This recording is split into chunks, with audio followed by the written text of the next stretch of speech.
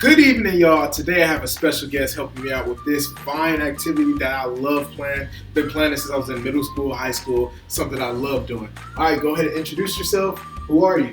I don't know.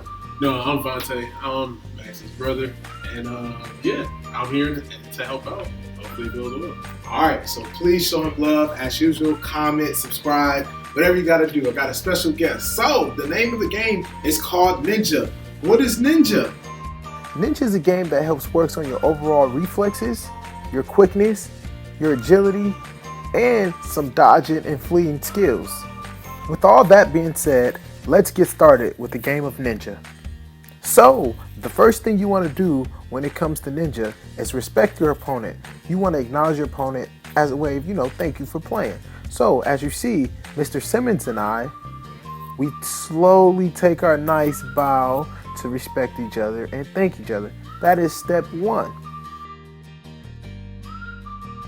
The second thing you want to do right after you finish acknowledging your opponent, you want to take your position, aka taking your stance. As you see, Mr. Simmons and I are taking our positions before we get ready to strike. The third thing you should know about Ninja is that you can strike in any position or any way that you truly desire. Just make sure that you have an open hand. I repeat, just make sure you have an open hand. So this fourth step can be a little tricky. When I see my opponent strike, I can dodge, flee, or escape. It's all the same thing. I can dodge, flee, escape. That does not mean that I utilize my turn to strike. That does not mean I utilize my turn to strike. So this is the last and final step. This step focuses on the objective and strategies of Ninja. If you haven't caught on by now, the objective of the game is to try to eliminate your opponent's hands by obviously striking and hitting anywhere on part of the hand. It cannot be below the wrist though, it has to be anything after the wrist. Meaning that if you hit their open hand, that means they're out. If you hit the back of their hand, they're out. So let's get started with some footage. So if you look, Mr. Simmons fell for one of my favorite strategies. I call it eye candy, aka a decoy. He strikes, I dodge, and I hit his hand right away. Now as you see, that hand is eliminated. He can no longer use that hand. That hand must stay behind his back. Now that we have went over all the steps of Ninja, let's focus on some things that you should not do during the game of Ninja. The first thing that we're going to talk about is the closed fist rule. At no point should you close your fist during the game of Ninja. That is cheating.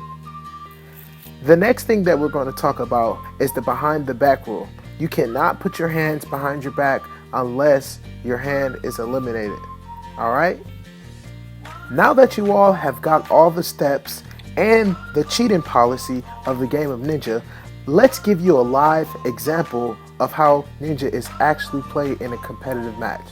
Here goes nothing. Mr. Dodd versus Mr. Simmons.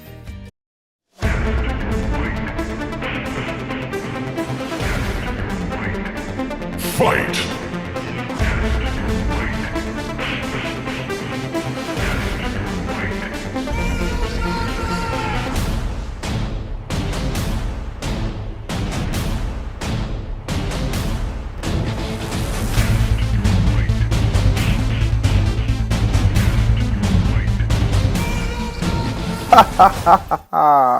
Looks like Mr. Dodd won.